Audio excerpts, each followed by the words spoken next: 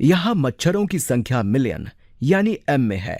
यहां एम मुंबई में मच्छरों की संख्या है, जो जून महीने में सेंटीमीटर आर में हुई बारिश पर निर्भर करता है।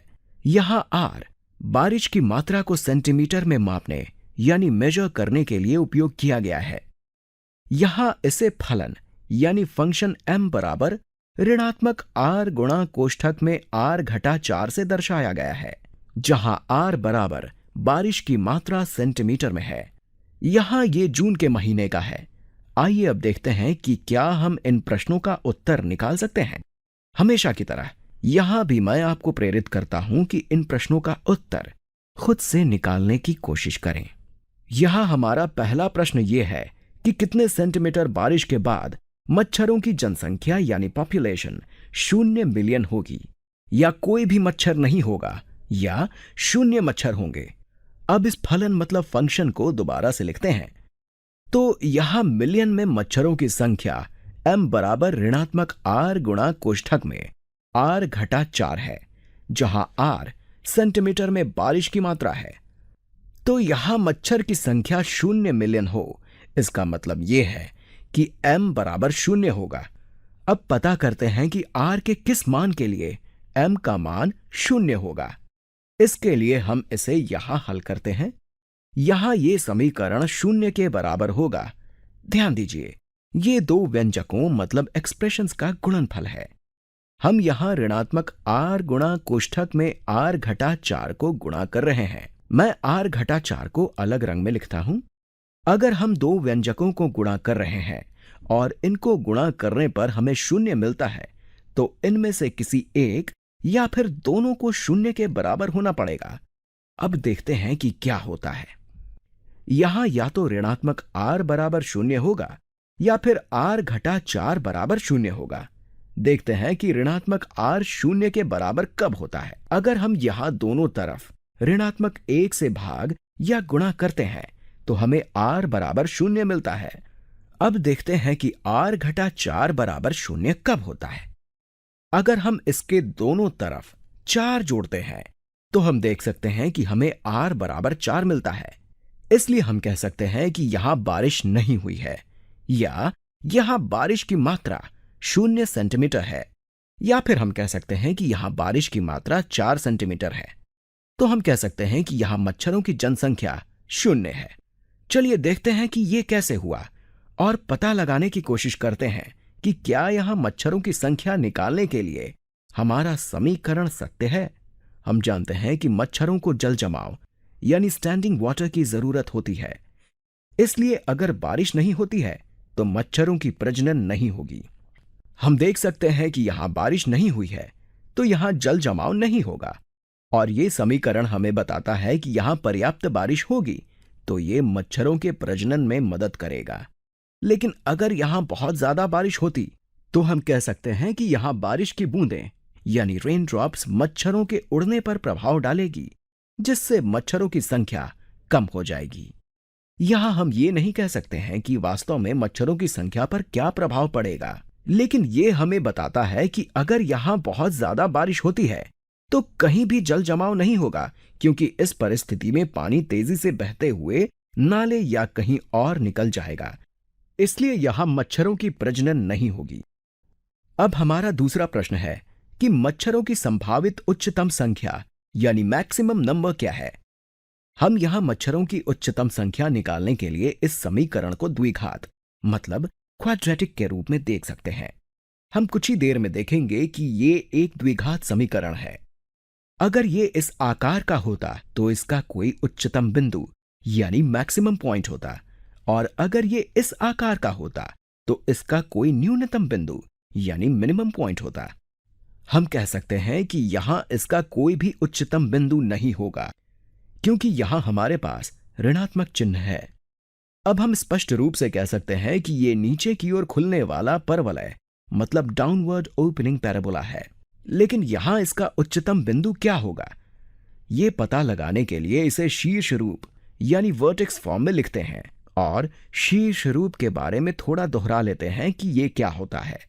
हम इस समीकरण को इस तरह लिख सकते हैं, m बराबर a गुणा कोष्ठक में आर घटा बी का वर्ग जमा सी। तो ये हमारा शीर्ष रूप है। ये हमारे लिए बहुत ही उपयोगी है क्योंकि हम इसका न्यूनतम और उच्चतम बिंदु आसानी से निकाल सकते हैं। अगर ठीक यहां ये ऋणात्मक है तो इसका उच्चतम मान यानी मैक्सिमम वैल्यू धनेतर मतलब नॉन पॉजिटिव होगा, इसलिए इसका उच्चतम मान ये होगा। अब पता करते हैं कि ये शून्य के बराबर कब होता है और ये इसका उच्चतम मान कब होगा। अगर आपको यहां कुछ समझ में नहीं आ रहा है तो मैं आपको प्रेरित करता हूं कि आप हमारी शीर्ष रूप यानी वर्टेक्स फॉर्म वाली वीडियो को देखें। अब मैं इसका वर्ग करूंगा ताकि हमें यह मिले, इसलिए मैं यहां प्रेरित करता हूं कि आप पूर्ण वर्ग बनाने यानी कंप्लीटिंग स्क्वायर मेथड वाली वीडियो भी देखें। यहां इस व्यंजक से शुरू करते हैं। सबसे पहले r को इन पदों से गुणा करते हैं।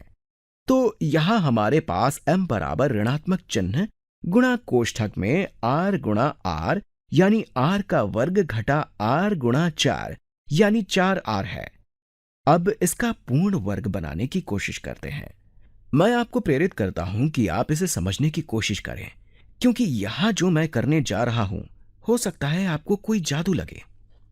हम जानते हैं कि पूर्ण वर्ग बनाने के लिए हम जितना जोड़ते हैं उतना ही घटाते भी हैं, क्योंकि ऐसा करने से हमारे मूल व्यंजक के मान में कोई फर्क नहीं पड़ता है।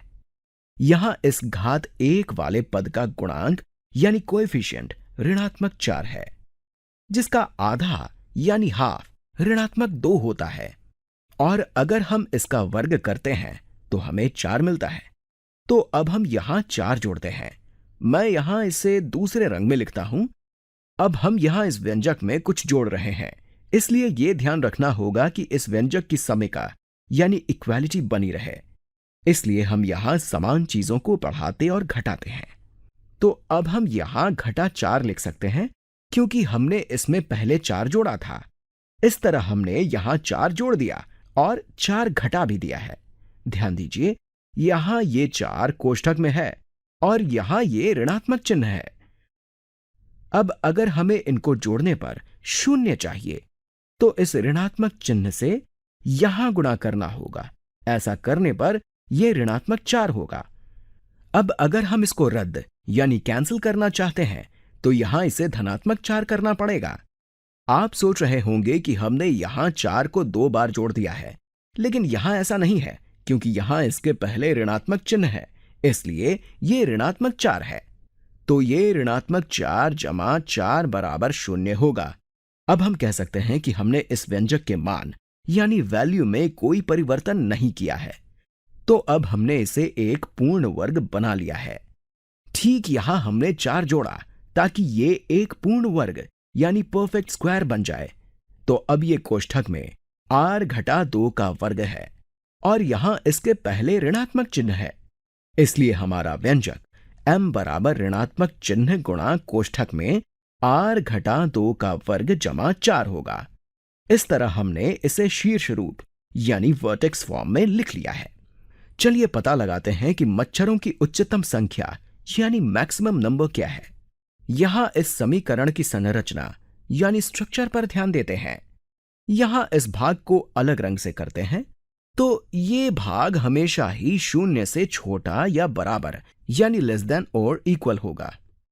या हम कह सकते हैं कि यह धनेतर मतलब नॉन पॉजिटिव होगा। अगर यह भाग 0 के बराबर है तो हमें इस पूरे व्यंजक का उच्चतम मान मिलेगा, क्योंकि किसी दूसरे बिंदु का मान हमें यहां से मिल सकता है। इसलिए हम कह सकते हैं कि जब यह भाग 0 के बराबर होगा तब हमें इसका उच्चतम मान मिलेगा, यानी जब ऋणात्मक चिन्ह गुणा कोष्ठक में r घटा 2 का वर्ग बराबर 0 होगा तो यहां r घटा 2 बराबर 0 होगा। या हम कह सकते हैं कि r बराबर 2 होगा। देखते हैं कि जब r बराबर 2 है तब m बराबर क्या होता है। हम कह सकते हैं कि जब r बराबर 2 है ये 0 होगा और m बराबर 4 होगा, इसलिए यहां r बराबर 2 है और m बराबर 4 है। अब पता लगाते हैं कि मच्छरों की संभावित उच्चतम मान क्या है। हम देख सकते हैं कि यहां m बराबर 4 है, इसलिए ये 4 मिलियन होगा, क्योंकि यहां m का उपयोग मिलियन के लिए किया गया है। इसलिए यहां मच्छरों की उच्चतम संख्या 4 मिलियन है। अब हमारा तीसरा प्रश्न है कि कितने सेंटीमीटर बारिश के बाद मच्छरों की उच्चतम संख्या होगी। यहां हमने इसे पता लगा लिया है। ये 2 सेंटीमीटर यानी 2 सेंटीमीटर बारिश के बाद होगी। अभी तक हमने जो कुछ भी किया है उसे दोहरा लेते हैं। हमने देखा कि अगर बारिश की मात्रा 0 है तो कोई भी मच्छर नहीं है। जब ज्यादा बारिश होती है तो मच्छरों की संख्या भी बढ़ जाती है, क्योंकि जल जमाव बढ़ जाता है। और मच्छरों की संख्या सबसे ज्यादा तब होती है जब बारिश 2 सेंटीमीटर होती है। तो 2 सेंटीमीटर बारिश होने पर मच्छरों की संख्या 4 मिलियन हो जाती है। लेकिन ज्यादा बारिश होने के कारण हो सकता है कि मच्छरों या उनके अंडे पानी के तेज बहाव में बह जाते हैं, जिससे मच्छरों की संख्या कम होने लगती है। तो ये तब होगी जब बारिश 4 सेंटीमीटर होगी। अब हम कह सकते हैं कि जब 4 सेंटीमीटर से ज्यादा बारिश होगी तब मच्छरों की संख्या ऋणात्मक होगी।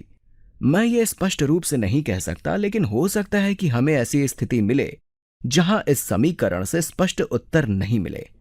यहां मच्छरों की संख्या ऋणात्मक नहीं हो सकती है, इसलिए यह समीकरण 0 से 4 सेंटीमीटर बारिश तक के लिए सत्य है, क्योंकि इसके बाद हमें m का मान ऋणात्मक मिलता है, जो संभव नहीं है। उम्मीद करता हूं कि आपको यह रोचक लगा होगा।